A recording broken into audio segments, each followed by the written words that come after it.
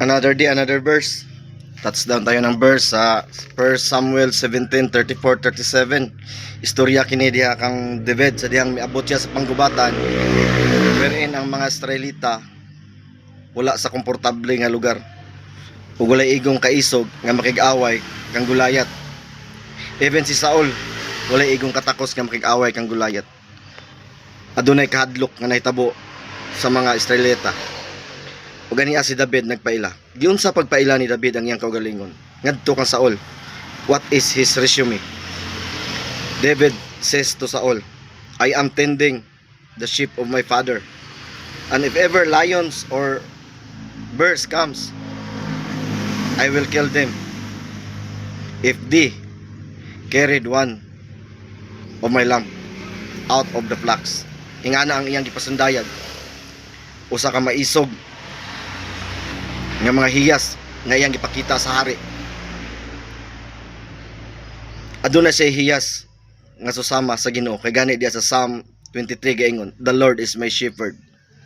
Ug diya sa John 10:11 nagingon usab, I am a good shepherd, and a good shepherd is willing to lay his own life for his sheep. Ingon ana ang nahitabo kang David sa diyang miatubang siya kang Saul, ug gani mihatag si Saul og kumpiyansa kang David. Because wala naman sila po choice. Si David lang ang mibarog nga makig-away ngadto kang Gulayat.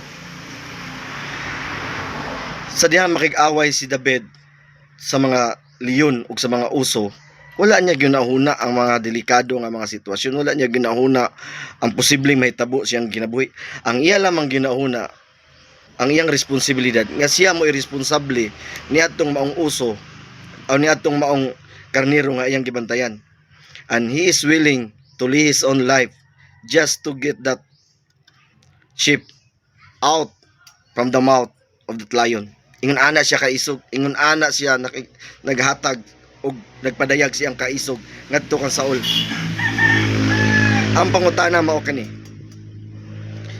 Sa dihang nakig-away si David kang Gulayat, dis-aman siya gikan og kaisog or confident nga mok-away kang Gulayat. Tungod to sa iyang training. Tungod to sa iyang training sa pagpatay sa layon ug sa uso na wala siya pasagdi sa Ginoo. Tungod to kay nakita niya in several times God is there protecting his life. And here comes this Gulayat nga gustong mukuha karon sa mga sheep sa Israelites. And David won't allow that.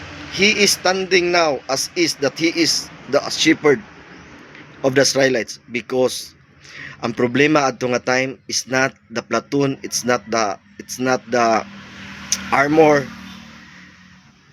it's the braveness of the commandant, it's the loss of the shepherd. Saul was failed and the entire platoon, battalion is failed. Ang na-down adto is ang leadership ni Saul. Dili to pakig-away nga wala to napildi ang mga sakop adto. Ang napildi adto is ang hari. So gipadayag ni David nga anaa siya makig-away. Karon dis-aman siya kaisog. Human ang iyang kaisog nabatunan niya sa pakig-away ni Gulayat gikan sa iyang pakig-away sa leon ug sa mga uso. Karon dis-aman po siya kaisog sa dihang nakig-away siya sa mga leon ug sa uso. Tungod kay nasayod siya sa iyang commitment nga siya ang magbalantay sa karnero. Nga kung adunay isa nga mawa ni ana, pag uli niya, questionably ang iyang pagkamagbalantay ngadto sa iyang amahan nga nagsalik kaniya. Di ba? If ever na siya 1,000 ka karnero, ay nawala isa, moingon siyang papa, uy, asa man ang isa? Gitangag manggod sa kuan, gikuan sa kuan. David won't allow that. Dili siya musugot ning ana ra yang tubag. He is willing to risk his own life just to get back sa iya ang nawa nga karnero. Ingon ana usab ang mahitabo. Udi man gud ang ka-comfort gud sa shepherd, wala sa diyang maayo, kumplito ang ang karniro. Diha ma-justify mo pagka-shepherd sa dihang naay mawa nga karniro. Kay kanang punta ta katong 100 kabuo karniro nawa ang isa, katong 99 in good shape to, na siya sa saktong lugar. Pero katong isa wa ka kabaw o gitangag batog dako nga mananap, gitangag bato siya og nalumos bato dito, ug ikaw nga magbalantay, willing ka makig-away sa maong mananap, willing ka mulangoy para lang isave siya from drowning, willing ka musuot sa mga sampinit para lang makuha nimo ang imo ang ship nga nawa. Ingana ang gibuhat ni David, ingana iyang commitment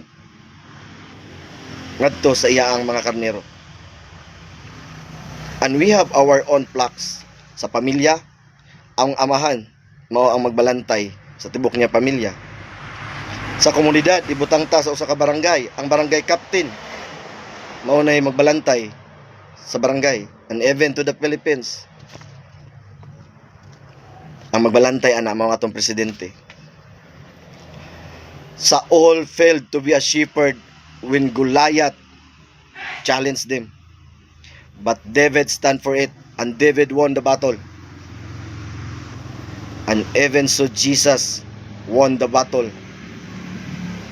For he justified the verse in John 10:11 that he is willing to live his own life just for his sheep. Ingon ana ang commitment ni Jesus. Ingon ana ang commitment ni David. O hinaot pa unta nga kita ingon ana po natong commitment sa matag sakpan nato. Ang Dios magapanalangin, ang Dios maganay. Another day, another day.